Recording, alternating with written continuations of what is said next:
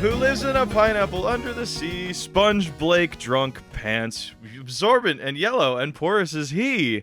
I am hungover. Can you not see?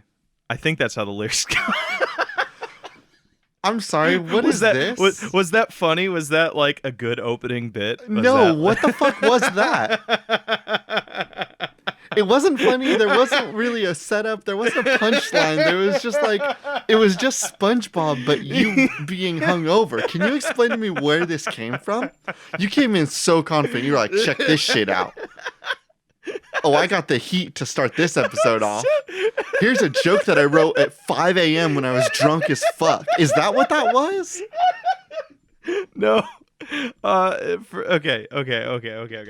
So, you paused the show. You told me to wait because you needed to look it up because it was written down somewhere. You had to pull this up. You wrote this. At some point, Blake was like, I need to write this one up, and I'm going to come back to it tomorrow.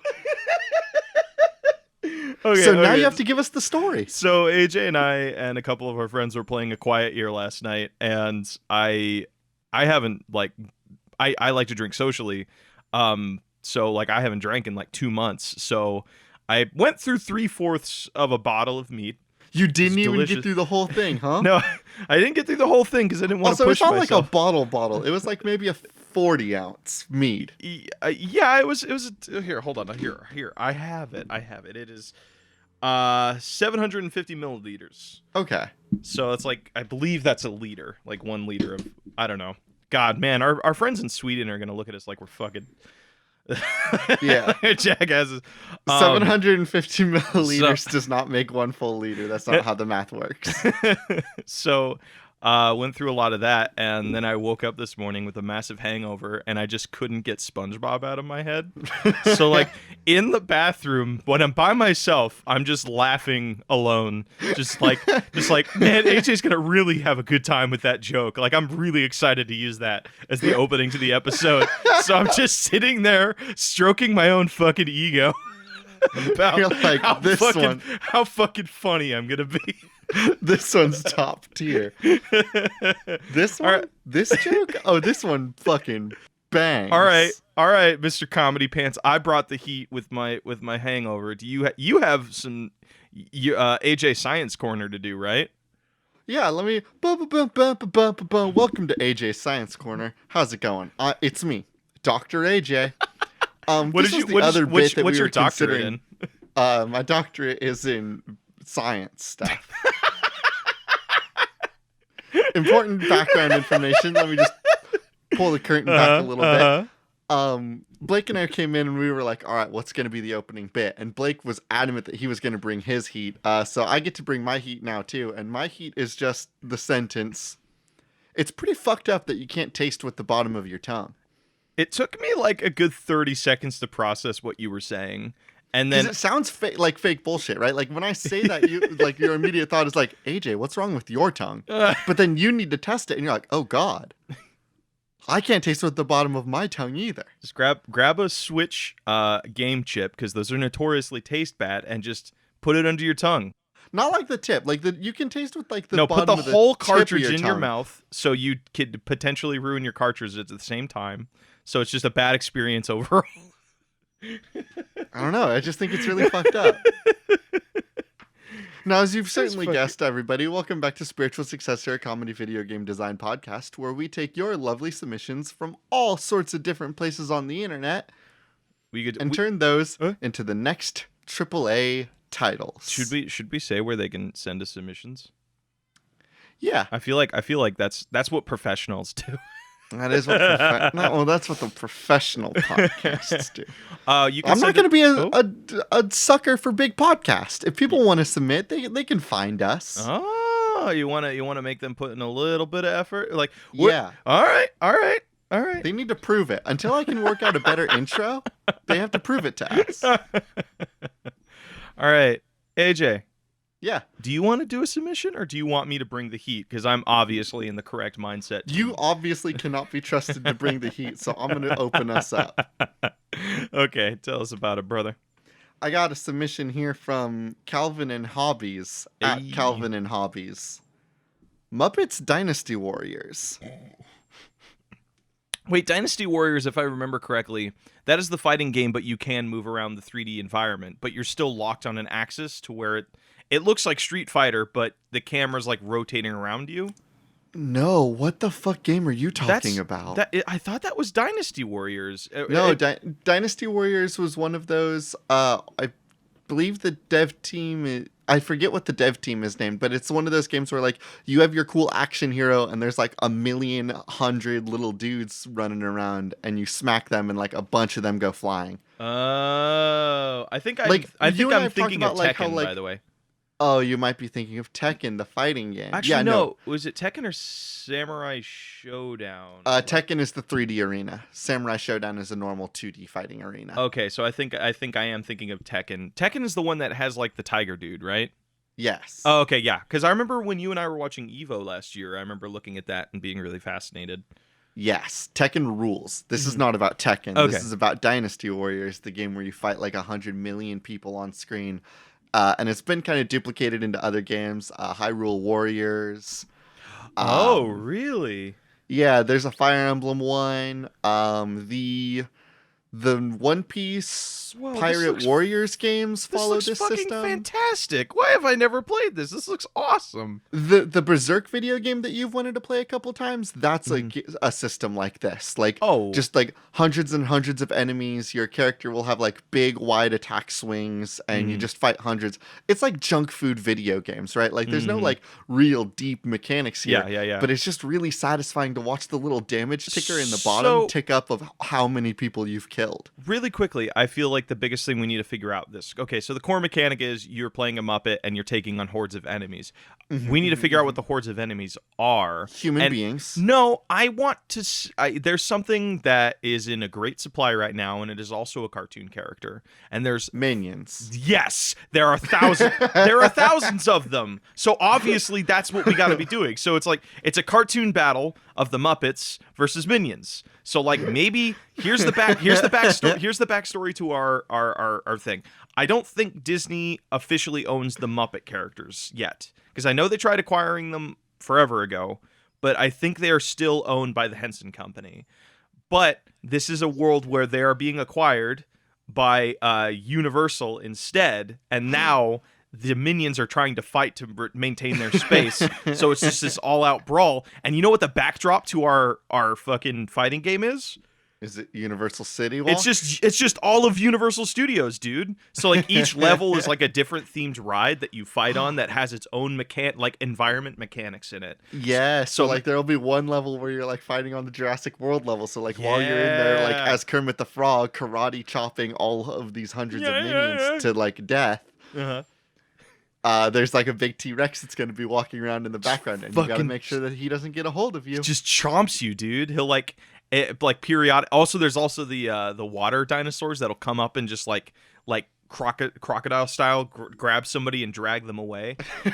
Okay, hold on. There's something very funny and satisfying about the idea of seeing Kermit the Frog and getting stuck in a death roll from a gator with his big floppy arms. Yeah, like his big long arms just flopping around as the gator just twists and turns. All right.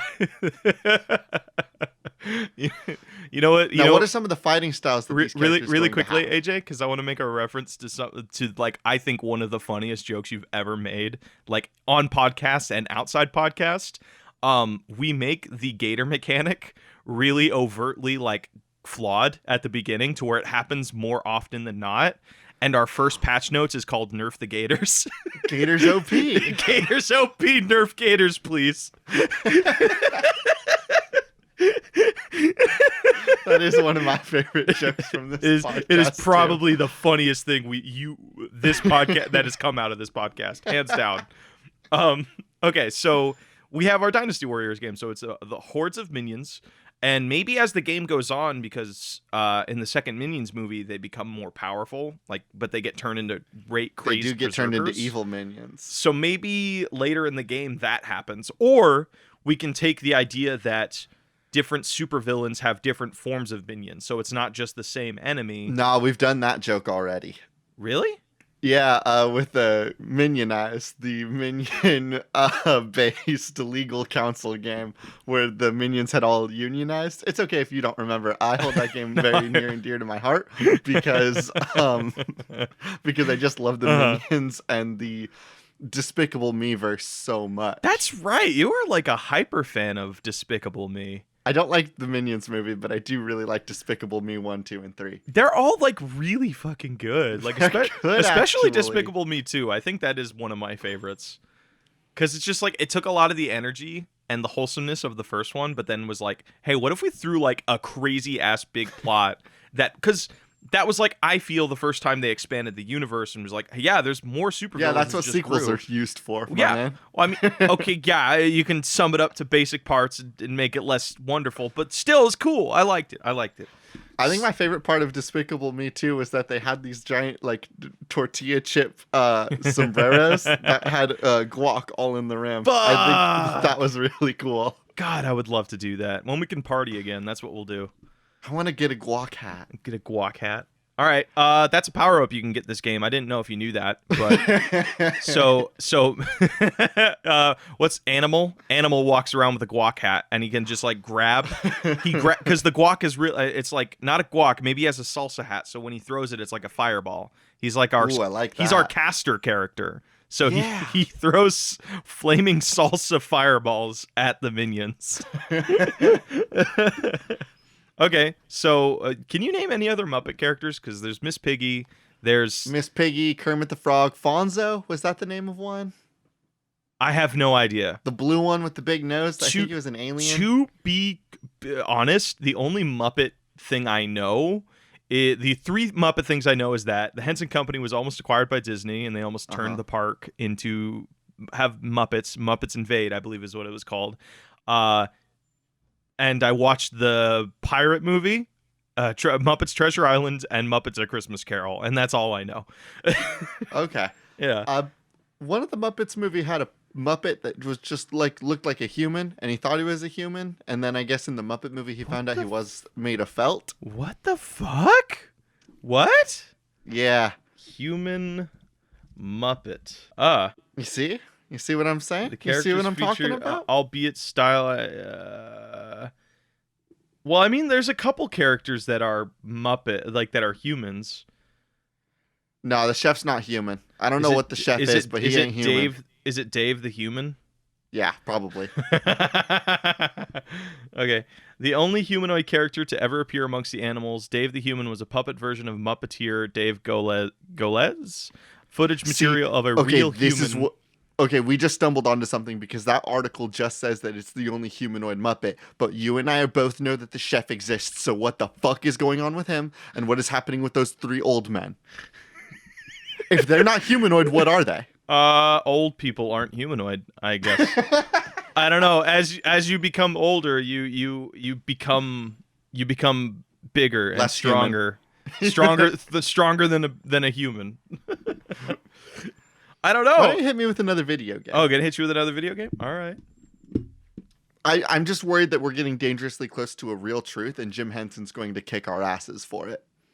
The ghost of Jim Henson? Mm-hmm. All right, this one comes to us from Don't You Lie to Me, I Know You Buried the Treasure in Your Eyes. Celebrity All-Star Water Slide Racing. Really quickly, I feel like we need to discuss who do you think would be like the fastest at water slides?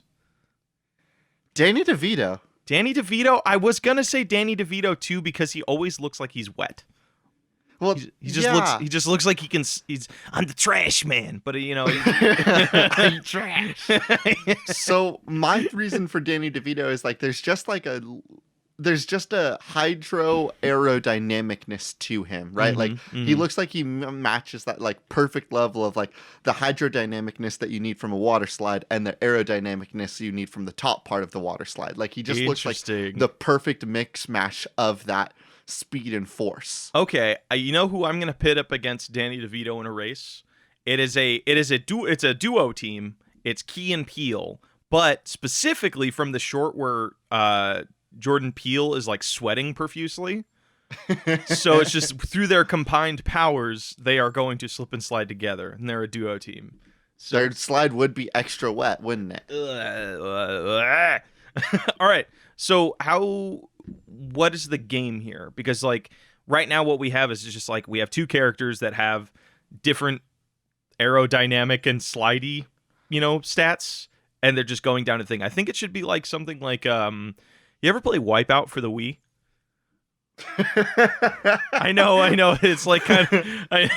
It's what a fucking pull! No. Okay.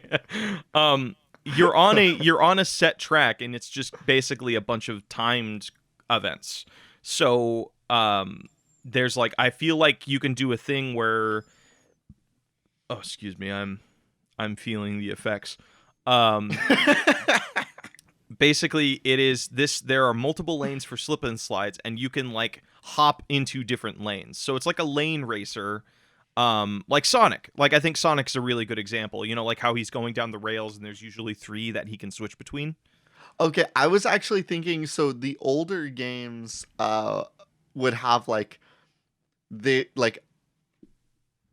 it was a lane racer, but like rather than like 3 lanes, he had like 5. I like this idea of a lane racer though, and maybe you know what? One of the Sonic games, I want to say it was Sonic Heroes, had like a level that you could do that threw out the lane racing completely, and the way it worked was like it was like a tube runner, but you could end up going like all the way up and down on the tubes.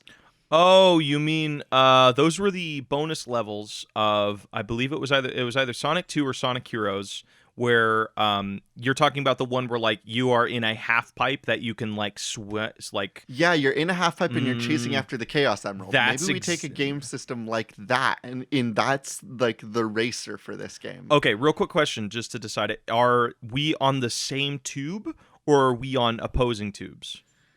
Because I feel it would be more fun because like this game can go up to like 8 players. Imagine like 8 celebrities all bumping each other into like spikes and holes and other obstacles throughout this pipe. Oh God, is this a party racer? I think could be like a fun party like tube racing game. Yes. So, okay, it's a party tube racer. There's different people that you can all like play as, right? There's Danny DeVito, there's Key and Peele, who are some other characters that we would love. Some other actors. These are not characters. These are real people. Jennifer Lawrence, Chris Pratt, Aubrey Plaza. Is Michael Cera kosher still, or did he become an asshole? I think he is an asshole, but I do want him in this game anyway. Okay, and all of their skins that you can unlock through racing are just different costumes from movies. Different costumes from their Michael movies. Cera in there, dressed as Scott Pilgrim, and Michael Cera in there, dressed as the dude from Juno. Okay. Oh, we should also have the lady from Juno. She's an excellent actress. I forget her name though. I used to know it like off the top of my dome, but I completely forgot. God, Juno's such a good movie, actually. Juno is good. Oh man. Okay. All right. So there's what are some of the obstacles that they would have to face? Because I feel like what are obstacles that celebrities have to face? Because I feel it needs to be that. I was trying to think of obstacles that water slides could run into. I was thinking things like a diaper, Band-Aid in the pool. Maybe a nice little rubber ducky. If you hit that, your character will like bounce into the air, and that's chaotic because you don't know where you're gonna land. It'd be kind of a fun like thing that makes the game really have a lot of pressure. There is I forget what it's called, but it's like the stage itself is like breaking behind you. So it's like you're running away from, or maybe it's like a big ass beach ball, like a boulder from Indiana Jones. Like if you have to outrace the boulder. So if like you can go slow, which will allow you to like, you can slow yourselves down, which will allow you to get through the obstacles really easily, but you still have to outrace this giant beach ball. Yeah. And then everybody has funny little death sounds. I like that. All right. I think that's a game. That's a game. Yeah, hell yeah. Put a pin in that. Moving on. All right. Give me another one, brother. I got one here from... Oh, dang. I swapped away. I got one here, and let's go ahead and... I'm kind of feeling this racing mechanics system. Oh. I got something here from Caleb at Busto314, a horse race RPG where horses have powers based on their ridiculous names. I also have that one. Let me scroll down and find it so I can go. Here's a list. Yep. You name one and I can name one. How about that? All right, this is very funny because there's two horses back to back here. One is named Alpha Male. God damn it! I was literally looking at that one. But it's not Alpha Male like you think. It's Alpha Male like a delivery. But then the horse right after that is Alpha Male Order. Uh-huh. There's another one here, Alpha Mile and Alpha Miles. Like plural. Like, oh, that's a good name. I would like that one too also, actually. I'll just slap an S on that. Okay. What do we got here? There's a horse here named Category 4 Play. Don't know the powers there. There's another one I found. Big Juicy, and then Big Potato, and then probably my favorite is oh god, where did it go? Bible Quest. Okay, this one's stupid. I found one here just called Double Beige. Like, what the fuck? Double Beige? Beige 2. Yeah, it's not really like an adjective that's fun. Hey, Blake, I need you to go to the D section because I found just a list of horse doctors. Oh, God. Oh my God. Dr. Payne, Dr. No, Dr. Moody, Dr. Mantra, Dr. Love. Without an E. I'm a huge fan of Dr. Goodfunk. Actually, I found one that's really good. Dr. Successor. So if that horse dies in the race, it just comes right back. Oh, shit. Dragon Soothe? We got to think like RPG-wise, all these horses have superpowers. Oh my god. Each one of them has... It's because, like, for this game to work, we are going to have everything that is on this list. Eligible gold diggers. That's a good name for a horse. El Dainty. I like that. Electric Waffle? Fuck yes. Oh my god. For this to work, we're gonna have this whole catalog of horses, but they each have one power, and it's just a really simple mechanic of you're racing, so you have to like press A like really fast. That's the racing thing, and then like your trigger will activate the one power that you have. So it's just really simple, but there's like hundreds of things here. So there's like each one has its own unique power. I found a horse here named Portrait of a Horse Player. I found another one called Fort Angus, and I just love that. Freaking out? Hell yeah. Oh my god. All right, we can look at these all day, but we should talk about like, okay. So there's just a lot of dumb horse names. Ranchi Fiesto. Giant Bob, love that. All right. So we should talk more about the game. Like, what are you thinking? Have we done a horse racing game already? We did do that horse, Earth Defense Horse, which was like the basketball, which was part basketball, part horse racing game. Yeah. So is this treaded ground already? Horses with powers we have not discussed. And all right, let's talk about horses with superpowers. What does that look like? I feel it is horse racing with powers that you can use against the other horses. Oh, you know what the design aesthetic of this is? I don't know if you've played it yet, but like 51 Clubhouse Games has a bunch of things in there that are just like toy versions of games. Like it has Rock'em Sock'em Robots, it has, baseball, it has tennis, it has God, what's the other one? Yeah, I get you. Like toy sports. It looks like a toy, so it looks like like a toy racing set, like the thing we have in Vegas.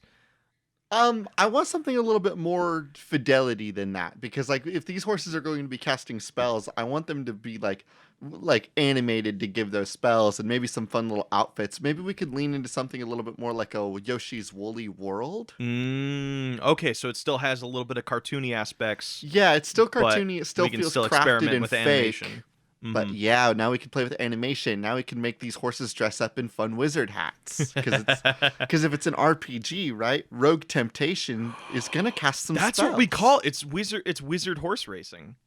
It's like each horse here is a wizard, and they are all casting spells as they race. So Are You they? know, like these are going to be classes. These are different skills. Like there's a horse here named Rocket Science. That one's not a wizard. Maybe that one has a some It's fun glasses oh on and my has a turbo god. rocket strapped to its hip. That's like that's like the new character from Arms. That's like, hey, I don't have magical powers. Oh, actually, wait, that isn't a character from Arms. That's just a character from Story Break.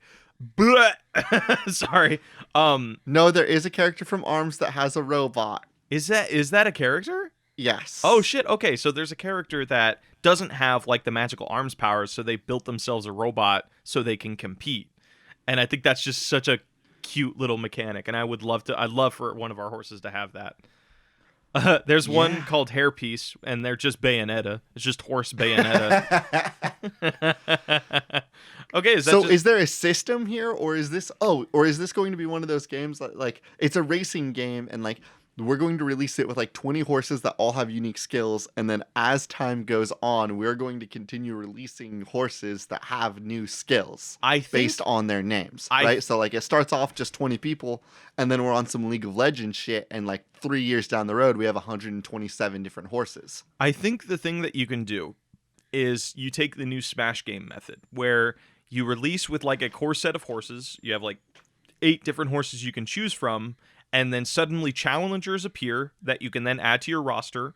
But there is also a circuit mode where it's like you go up against all of the horses on a trail. Like, you've played the adventure mode in Smash Bros, right? Smash 2 or Smash which one? The because newest they've had one. A lot of adventure ones. The newest one for the Switch.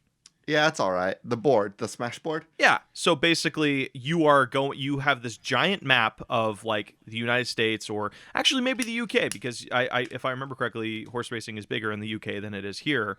Man, I might be super wrong. That's because the horses are bigger there, because we had to shrink them down to get them on the boats to bring them to the US. But over in the UK, they're like normal, like they haven't been bred to be smaller, so horses are way bigger over there. Their magic is much more powerful than our American horses.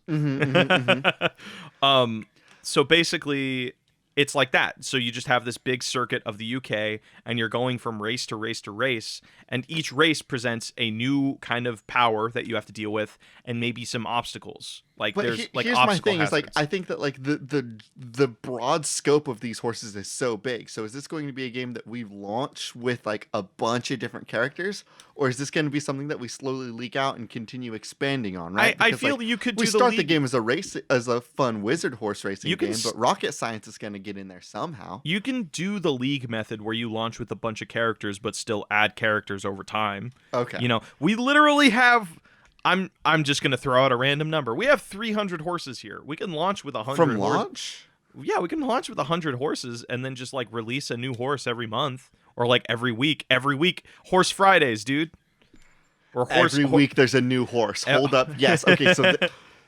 Okay. Now we're on some shit. Mm-hmm. This is a racing game, right? But every week we're going to be releasing a new horse that has the new skills. And I think that like every horse only actually has 2 skills, right? This way like the skills don't really matter. It's mostly about the racing game, and we're going to get some real race heads into this, right? We're going to steal that Gran Turismo fan audience, because they're going to be like, a Bugatti Veyron again? That's so last year.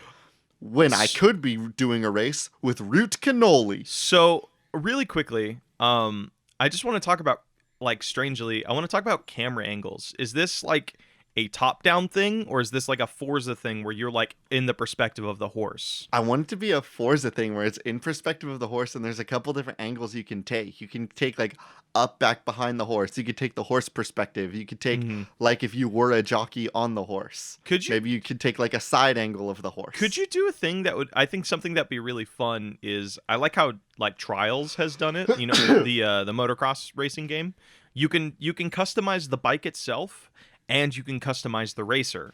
So you can do cosmetics for the jockey and the horse, but we have to specify the jockey just races the horse. The one with the powers is the horse. Yes, of course. So that's like, you know, that'll be their magic wand or whatever. Yeah, the jockey, the horse would essentially then become somebody's loadout, right? Like, what are you racing these days, Blake?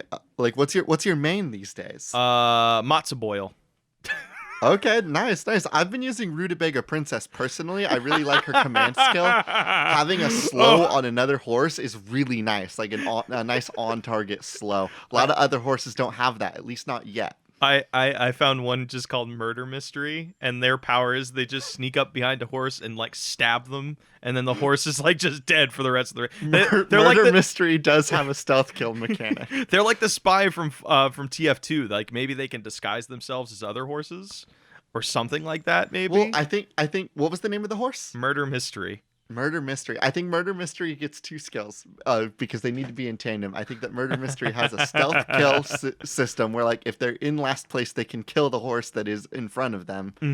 And then if they've made that kill, they get a boost. Right? I love this idea of, like, a horse racing game with a health pool, right? You can knock somebody out of the race, and every horse has skills that are on cooldowns. Dude, hell yeah. Wow. And again, I love this idea of like actually like leaking out horses every 2 weeks. And I think that's where we can really get into some wild, nasty, messed up game design shit. I want to put a pin in this. This has nuggability. This does have nuggability. Just horse Thursdays or horse Fridays, something like that. Horse days. Horse days. We'll get into how horrid we can make. God, those. think of the LAN parties though. It'd be like just people get together in like a living room with all their computers and be like, "What horse are we gonna get today? Is there actually a drop mechanic?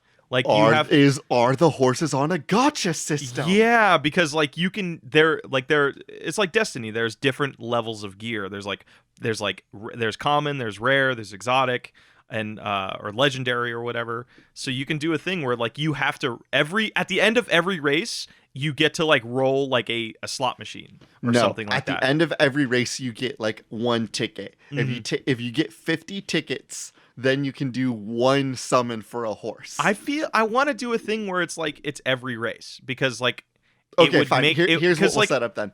I think that we'll have to set up a tier system for the horses, right? Like there's a normal horse, there's the advanced horses, and then there's like thoroughbreds. And I think that like every race, if you get to do like a summon, that's only going to be like your 1 to 2 star level horses. Oh, and you know what we also do? So it's like at the end of every race, it's a random draw and it can come from any of those things. On horse release day, each race ends like you get 4 horses for each category that we have. No, you're being far too generous for a gotcha system.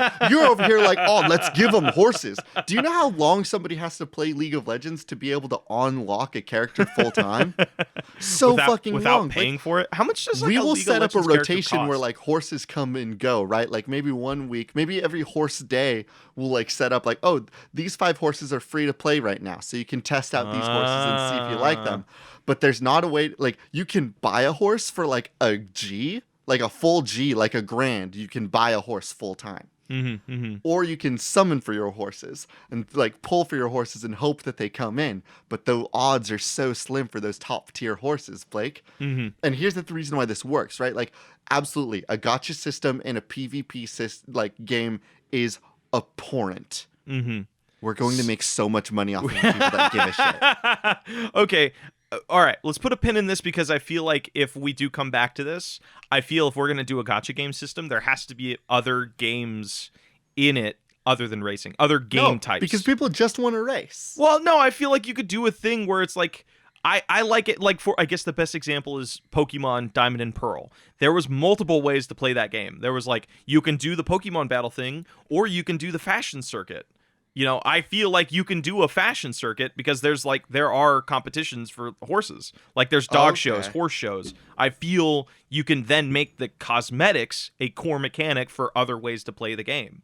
And okay, also, I see what you mean. Yes. I see where you're going. We'll put a pin in this and we'll potentially come back around. Yes. I see what you're saying now. Yes, though. it adds because I think in a weird like one of our things with the studio, Spiritual Successor Studios, I feel like all of our games tend to lean towards things that have double mechanics, and I like applying that. Sometimes they do, sometimes they don't. I don't like to put us in a box, Blake. Yeah, I know. You can't box my creativity, my imagination, my special sauce. You can't box this shit.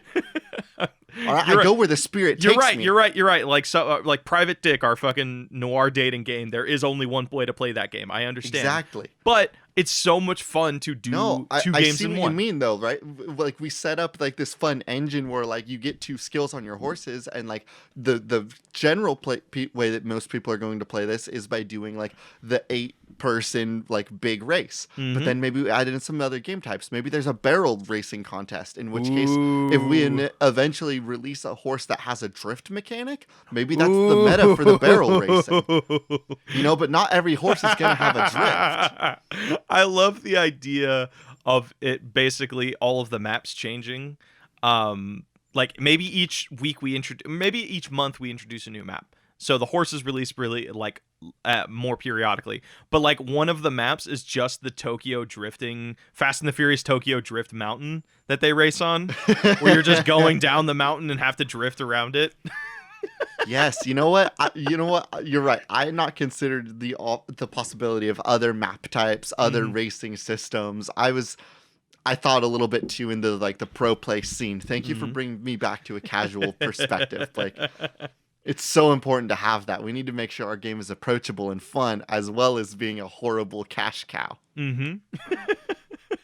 All right. Why don't you give me another submission? I'm gonna give you another wizard themed one, and this comes to us from level 9000. Yeah, Drew Davenport at _Davenport. Wizard Glove Maker 2. It's a snap. Is there a number 1 of this game that I'm not aware of? Of course, there's a Wizard Glove Maker. Well, no. I mean, like, not haha, funny joke. I mean, like, is there like a game that existed before this? I want to gaslight you so bad, but I can't think of anything funny to say. Well, saying you want to gaslight me is pretty funny. Ha ha ha.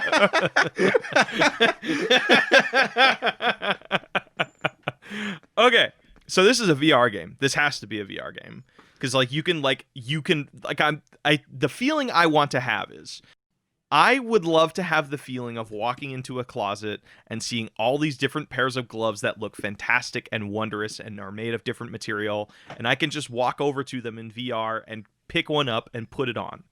And I feel like that would just be such a satisfying thing to do. And then I could take it over to like my little designer table, and then I can look at my hands, and using my other hand I can put stuff on each individual finger, or I can maybe even sew it has a gaming mechanic where you can actually sew your own, and it's like its own little mini game where you like weave magic into your fabric. Ooh, so it's like you are crafting your own wizard gloves. So like you're like a little. The game starts with like you being like a kid or like some sort of low level wizard, and you have to like work your way up, and that's like that's the background to the actual gameplay. So the gameplay could be like, there's a couple routes we can do with it. We can do it like D&D style, where you're like a battle wizard, or you can do a thing where maybe it's a puzzler. So I don't know. This game is like what was that game that you, me, and Joe were talking about last week, where the game just kind of like tells you what you need to do, and then you do it. And Fallout? It's like, no, it was the surgery game. Oh, Surgeon Simulator. No, the one with the anime people. Oh, you mean Trauma Center? Trauma Center, right. So in Trauma Center, they do stuff like, now make sure you grab the laser pointer and laser solder this thing. Maybe it's a gameplay loop like that, where it's like, okay, now grab the sewing machine and sew the glove together. Now you're going to want to go ahead and grab the Mystic Codex of the Phoenix Dove. I don't know. Like, I feel there's a great phone. Hear me out. Okay. I think that the reason why I'm interested in pursuing this like tactile gameplay loop is the marketing campaign, right? This is the sequel to a game that we never created, but it's a next gen VR game. And so the whole ad campaign, all the things that we're advertising, everything that we're going to be like being like, oh, this is the reason why you need to play this game. It looks better. Oh, it just looks so much better, Blake. The graphics, the textiles. I would hope the so. The gibs and the gobs and the insides. I don't think Half-Life 2 would have been great if it looked worse than Half-Life 1. You know what I mean? I feel like exactly. That's just the common growth. Only thing that we're marketing about it. That's the only thing that we're pushing. Oh, it looks so much better. Oh, Forza 5 doesn't look as good as Glove Maker 2. Okay, but what does that look like? Oh, it just looks so good. No, I don't but think what you it get no it. I need no you to no conceptualize how good it looks. no, you're Like, giving me such a broad statement. It's like our marketing campaign is just us saying it looks better. But what is that? What is the joke? Like what is the slogan that we are using? Because it sounds like we're building the trailer rather than building the game. Magic never looked so good. It looks like real Magic. Okay. Like Forza's over here like, oh, our game looks so good and our cars look so hyper realistic. Suck shit. I don't give a shit. Tell me about how good those gloves are. Of course, like Blake, I'm gonna break out a character really quick. I don't give a shit either. But those people that care about those teraflops and those gigahertz. Oh, they're going to love this game. They can just turn it up to max settings and see the fabric. I'll be honest with you. I went into this submission like not in like the caricature of we should make a cool game that shouldn't be made. It was like, man, I'd totally play this fucking game. So I'm like, I think I'm on the opposite side of what you're going for right now. So what you want to create is like a fun fantasy game where you actually like play with the mechanics of Magic. You're actually tactile looking at I'm putting a phoenix feather into this glove so my fire magic is going to be better. You want to talk about like an actual game where you are the crafter for a magic source I think that'd or be magic so tools. that would like because for me personally, I think games that tap into like the childlike wonder of experimentation and discovery and like just figuring out how to like, hey, if I combine these two things, what happens? I think there's such a just a pure human joy in that. Yeah. No, you know? I totally get it. I don't think you ever played it. Did you ever play Dragon Age Inquisition? I have not played Dragon Age Inquisition. That game is too big. So hidden away in Dragon Age Inquisition, and I do say hidden away because no NPC teaches you about it. Nobody pulls you aside to tell you that this is here. There's a whole gear crafting system in that game. Like there's all sorts of resources that you can pick up throughout the game. You can pick up recipes for different things that you can put more resources into. And there's a whole crafting system so that you can craft bows and shields and boots. So I totally get it. Like there's something very, very satisfying about that. Like, oh, I found these things and I know that if I combine them, I get like a bonus to my frost resistance, right? Like I have these chemicals that give me resistance. I have these things that give me elemental stuff. I love that combination. Now, how about there's my boots of frost resist. How about this? How about we meet in the middle here? So this is one of those games, like the end goal is like an alchemist sort of thing where you're just throwing things together and you're seeing what works. You go into the gameplay, which is like maybe you're just a combat wizard. You have to go fight your way through levels or whatever. But we give no instructions on how to do it. So the opening parts of the game is like, man, what if I combine this to this? And you don't know until you get in the level. So like you walk out, like you put a little feather into your nice wool glove. Turns out you don't cast fireball, you just cast chicken. Like, and you just throw chickens at people, and it's just like that confusing. It could be frustrating too. There's no stats. There's no stats. Like, as you combine these things together, there's no feedback. There's no ticker that's going to be like 5% bonus to blah blah blah. It's just going to be like, what do you feel is doing better? And then we can also just like market our trailers to be like that sort of same thing where it's just like, look at like showing all the complex things that you can do, but not how to do them. So it's like it shows you, it's like, wow, like you can cast this, you can like you get necromancy gloves and you can like raise all of the dead and they suddenly start fighting for you. But it's like you get into the game and all you have are just like a sewing kit and like maybe one feather or a stone or some glowing like little elemental rock from Pokemon or something, and you just kind of have to experiment. Idea.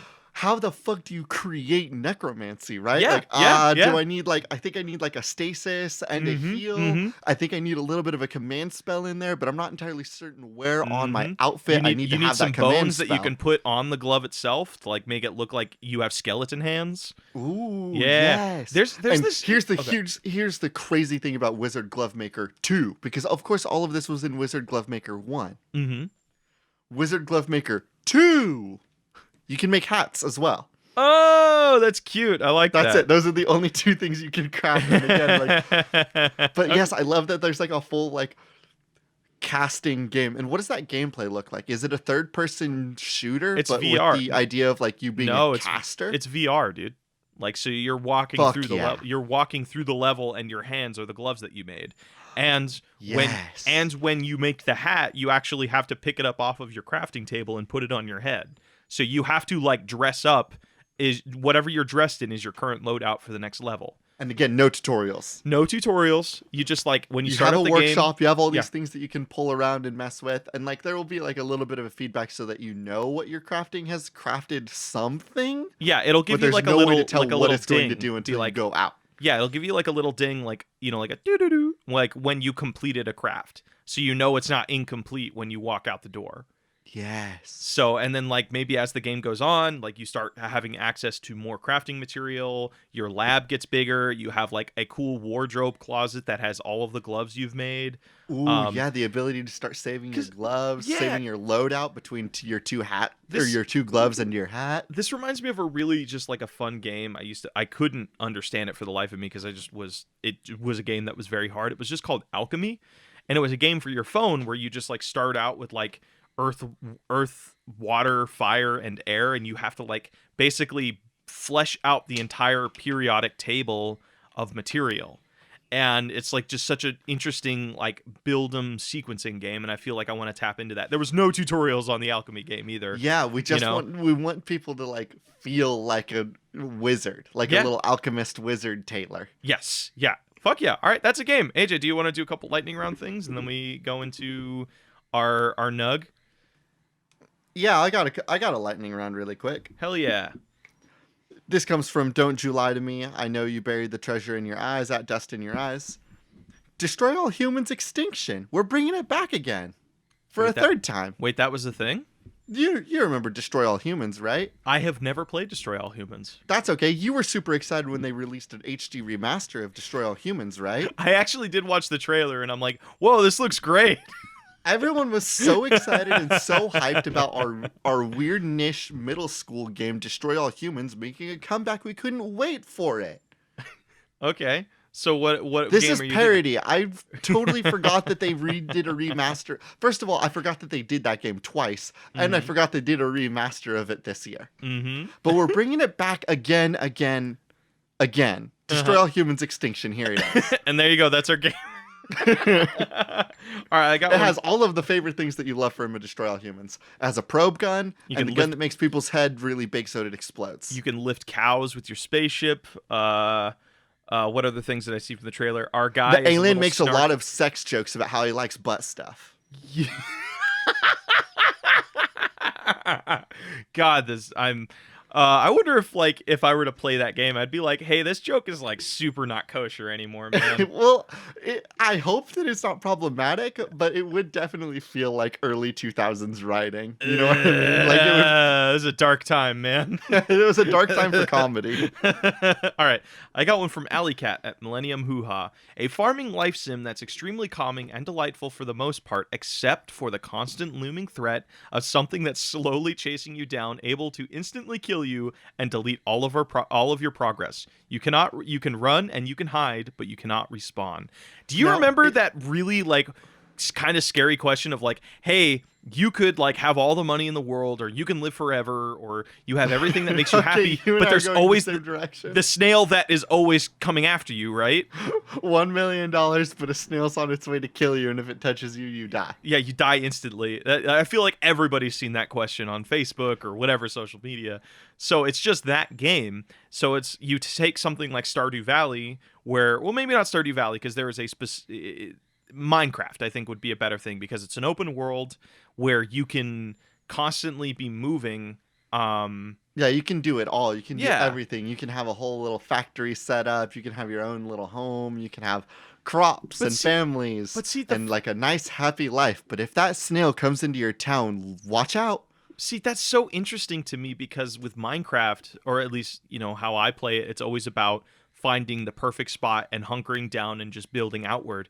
This causes you to like migrate pretty frequently. Yeah. So you kind of like can take something, maybe you build like interconnected cities. So like you take something, it wasn't executed well, but in Fallout 4 there was a like trading route mechanic where like between all of your settlements, they would start trading with one another and like growing their resources, growing their money, growing like their their power.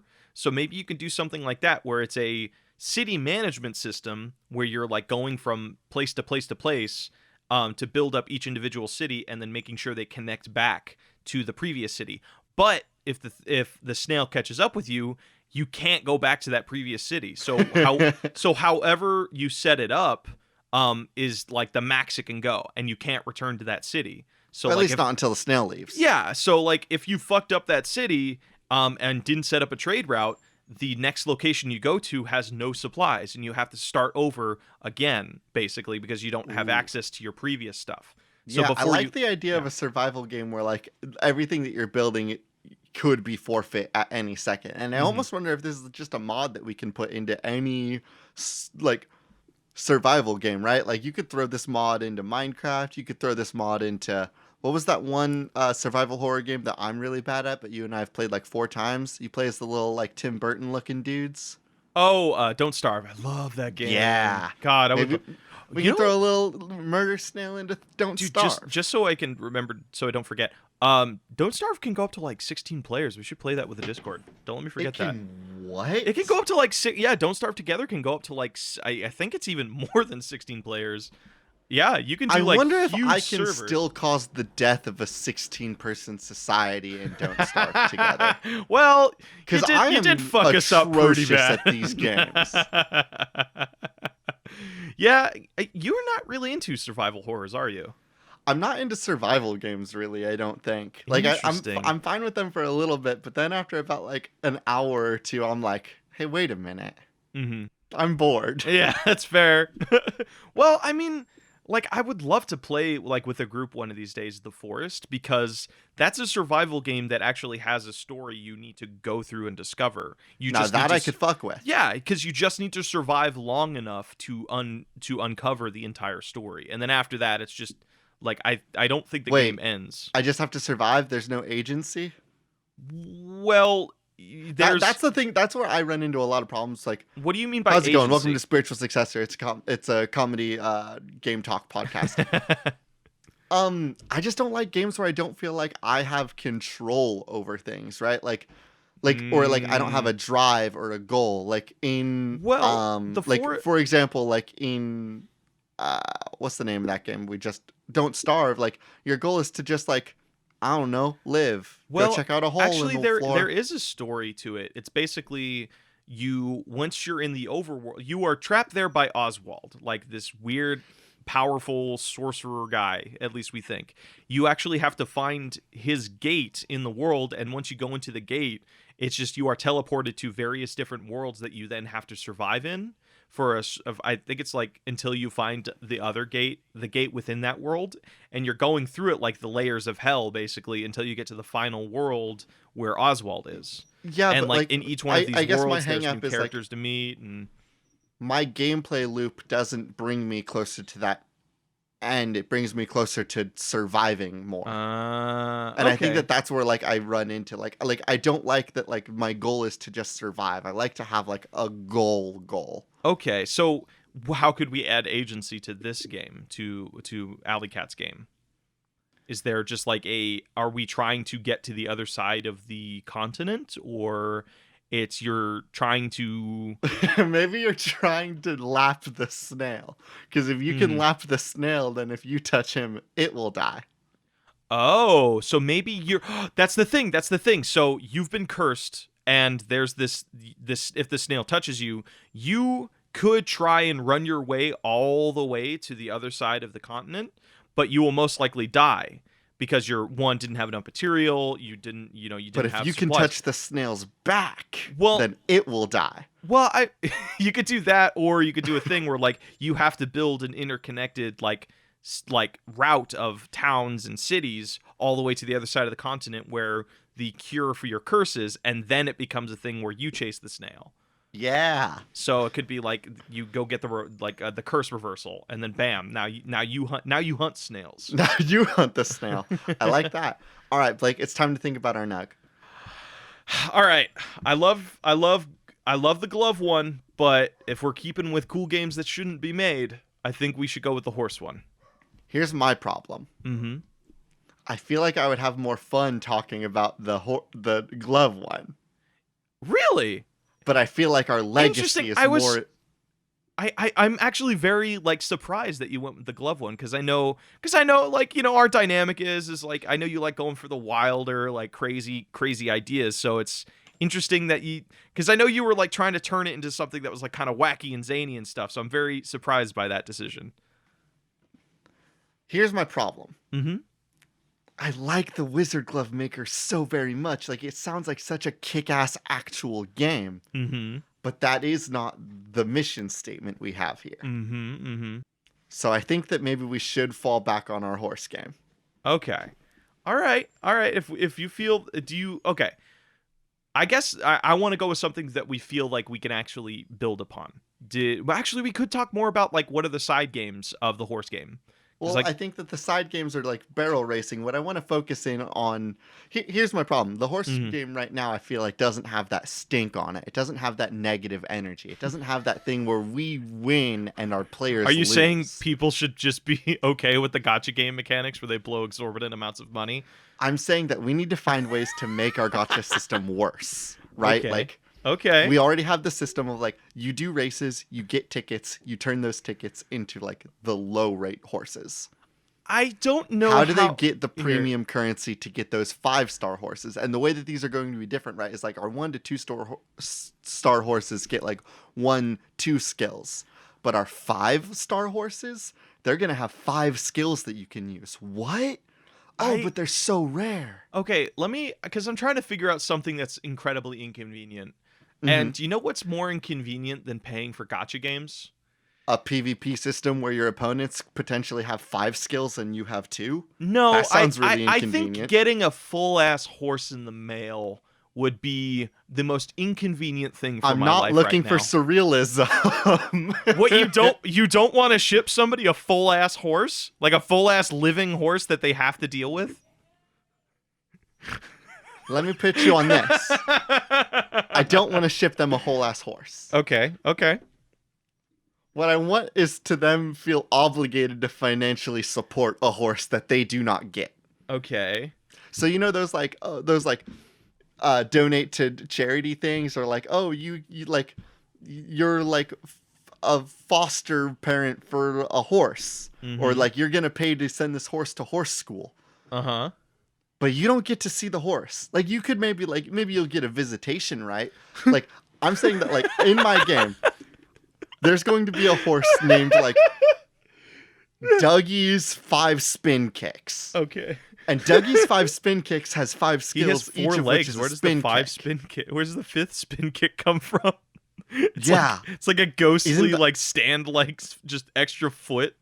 But the only way to get Dougie's 5 spin kicks, the really cool horse that can do 5 spin kicks, is if I subscribe to a system where I am financially... Oh my god. ...caring for the real horse, the Adopt-A-Horse system, the real world horse, Dougie's 5 spin kicks. And Dougie's 5 spin kicks has been, like, photographed, scanned, and put into the game and can do those 5 spin kicks. And maybe that's what every single horse is in this game. So I like this because it's one, just kind of absurd, but also like, hey man, horses get to like get fed and be treated well, and like as a bonus, like I'm kind of down with that. That's not necessarily inconvenient. That's just like just a good thing. Can I throw you one inconvenient thing, and then we should go to boss fights? Yes. If a horse in the game is not used enough, they will be taken out of the game. So I want to build up this guilt for characters being like, hey, there's this horse that you really like, but only like 10 people out of the thousands of people that play this game actually use it. So like we make a big deal out of it, like for like at the end of every round we play one of those sad ass crying commercial like sort of vibe things, you know, like, you know, for $1 a day you can, you know, save this animal, you know, just like really just sad Mariah Carey music. Of just like all of the horses that are about to be taken out, or the horses that were then removed from the game. Yes, because there's going to be a responsibility that people feel as like their main, right? Like if Mhm. I'm an Adorn Scorn main, I Mhm. need to make sure that other people are playing as Adorn Scorn. Please, Mhm. please, please be playing as They Adorn have Scorn. I don't want to see them removed. each horse has to maintain a specific amount of races to stay in each month. So like if a horse is not used for a minimum of 100 races, it's gone. It's gone to the pasture, boyo. Like that's and like okay, so and that's this like is a game where like sad. our top tier horses, our top of the line 5-star horses, you need to be paying for so that like monthly payments so that you can keep access to Oh this horse. God. And then the horses that are not played at all, No. like the 2-star Oh, horses, no. they might just start disappearing. Oh, And no. what this means is that we're going to see we're going to launch this game and there's going to be lots and lots of free horses. Uh-huh. But the way that by the nature of this game, the longer that this game goes on and the more whales start playing it, the more people that start cashing out the money, really start making that competitive scene bigger, the more we're going to see those low level horses kind of phased out. Mhm. Ergo, the longer this game goes on, the less likely we're going to be to see those like pesky free to play people that don't help us as a businessman.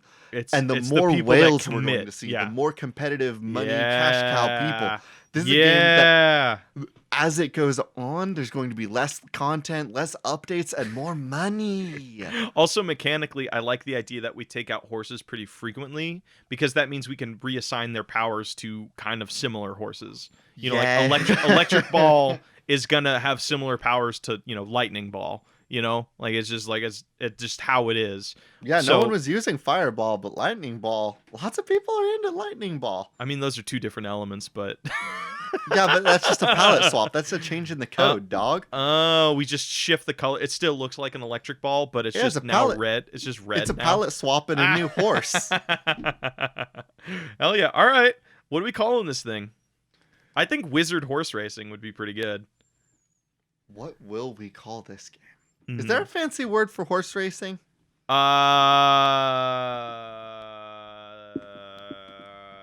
No, I don't have enough money to go to horse racing. So, I found a website called equestrian is a word that we can play around with. Equine. Equine wizards, equestrian wizards. Equestrian. That's just like real. That's a fucking mouthful.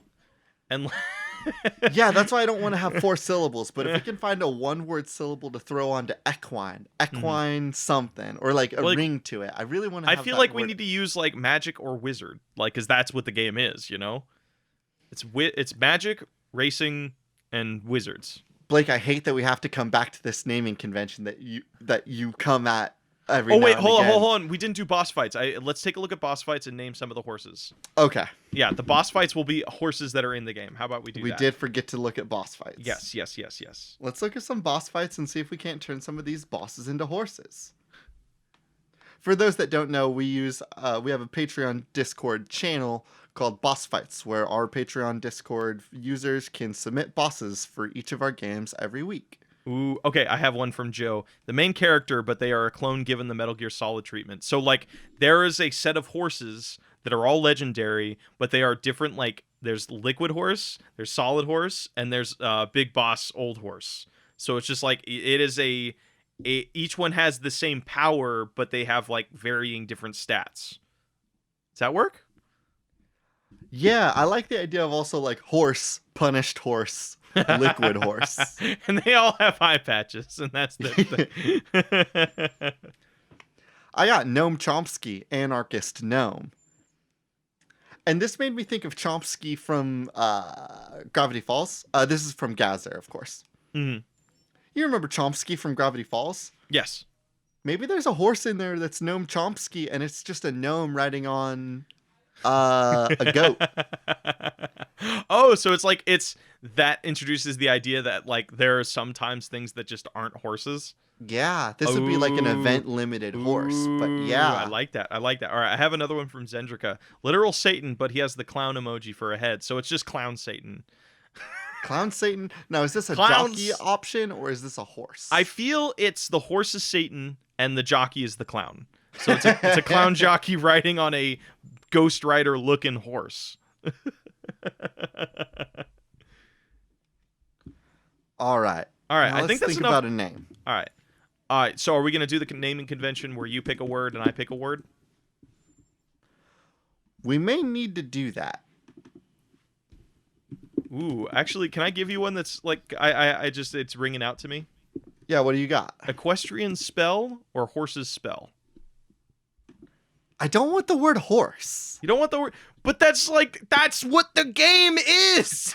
Yeah, but like League of Legends isn't called Murder Pit. I mean, but that's a shame because that would Welcome be to Gears of War, or as we like to call it, Buff Guy Shoot Man. Well, okay, I feel like equestrian isn't a simplified word for horse. You're saying Gears of War, buff guy thing. It doesn't narrow it down specifically. Equestrian doesn't narrow down horses. It's just like a more complicated way of saying horses. All right, hit me with a magic word, and I'll hit you with a pairing horse word. A pairing horse word. Okay. Yeah, I looked up on Macmillan Dictionary. I looked up horse words, and I've got just a bunch of different horse words here. So hit me with a magic word, and I'll hit you with a good horse word. All right, Or maybe even a horse phrase. We'll see. We'll see how I'm feeling. Okay, 1 second. Okay, I got one. All right, let's hear it. Power. Power? Yeah, power or powers.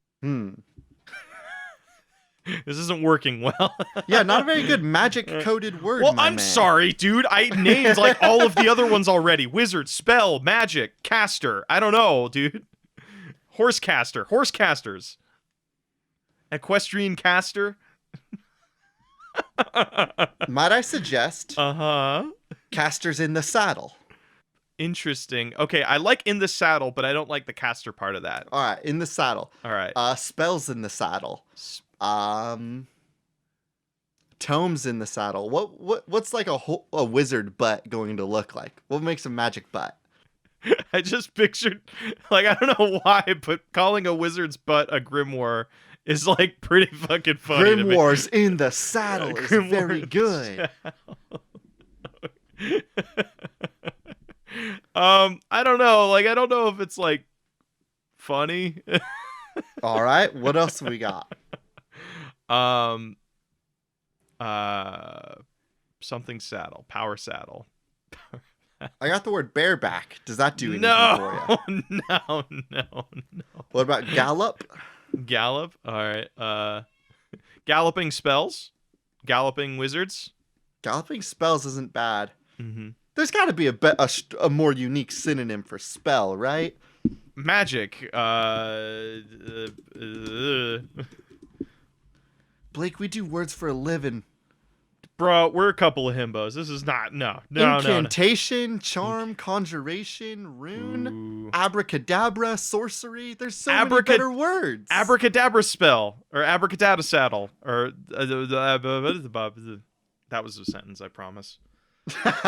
Abracadabra spell. I meant to say abracadabra saddle, but they both begin with S. All right. Fuck it. Abracadabra saddle is the one. Okay. Abracadabra saddle. Abracadabra saddle is the best we're going to get. I mean, like, I gave you one. Wizard horse, I think, is pretty good. Or wizard racing. Wizard horse. No. Blake, we gotta do better. I don't know if abracadabra saddle. Well, now that I'm saying it, it does sound pretty funny. It certainly leaks better than wizard horse. I don't know. Bro, I opened this episode with a SpongeBob riff. What do you want from me? I'm not at my A game right now. All right, fuck it. That's abracadabra saddle. That's our fucking game. Thank you. Oh, you ready to go to patch notes? Yeah, I'm ready to go to patch notes. Thank you, Dustin. Dustin's the one who gave us the submission, right? Yeah, Dustin, your eyes? No, that was Busto. Busto gave us the horse game. Yeah, our horse submission came from Caleb at Busto314. All right. Can we just cut this whole thing out where I said thank you? Absolutely. All right, thank you. Oh my goodness. What do we want to plug in patch notes? I don't know if it's really a foundation or anything, but maybe we should plug just to tell our audience to check out and keep an eye on what's happening in Portland. Yeah, I think that would be good. Be like, hey, some things are going on in Portland. Just keep an eye out. Maybe that we don't know how this is going to affect everybody. You know? Yeah, like I don't know if there's any organizations or funds right now, but I think that that's just in general something people should be paying attention to. Yeah, just stay informed and stuff. I think that would be good. Okay. And do we have anything for ourselves we'd like to plug? I want to mention that we have that bonus episode dropping. The bonus episode probably Thursday. So which do we want to plug first? Our fun thing or the serious thing? The main issue is I think most people are going to dip out. Just realistically, most people are going to dip out with the realistic thing. But the realistic thing is more important than us talking about our Joe Schmo bonus episode.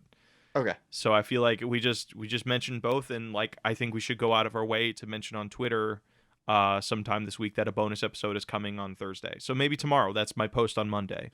Be like, hey, we for this week we're releasing a regular episode on Tuesday, and then we have a bonus episode coming your way on Thursday. Go to our Patreon to check out more. Sounds good to me. Okay. Hello, everybody, and welcome to Patch Notes. First things first, we want to mention something in the real world outside of our Funny Haha podcast, because some things have to be mentioned. Mm-hmm. Please, if you are not already, I implore all of you to Google search and look up and be educated on what is happening in Portland, Oregon right now. Mm-hmm. It's really wild. It's really... Well, I think the important thing, too, about it is I don't necessarily know how contained this thing is going to be, because if somebody put out an order for... The basic premises is that unmarked vans are showing up at protests and grabbing people and just taking them away. And I don't see that being just limited to Portland, Oregon. You know, like I think if you're one of the people that's still actively protesting, it's just something to be aware of, because who knows, it could come to any protest. And just stay mindful and stay safe, you know. Stay protected. Make sure people know where you're at and keep your eye on what's going on. Mm-hmm. And outside of that, we just want to mention that we have a bonus episode from our lovely patrons. We actually released it a little bit early for them, and it seems to be doing pretty well. We have a bonus episode coming, hopefully this Thursday, where we, instead of cracking a game, we crack a movie. And we're really excited with how it turned out, and we are super pumped to share it with you all. Yeah, it was an absolute blast to do, and I can't wait for you all to see it. As always, our intro and outro music is Cheap Shot by Anna Monoguchi, an excellent song from an excellent band for an excellent game. I've been your host, AJ Hart. And I have been your other host, Blake Rea. This has been Spiritual Successor, and these are cool games that should not be made.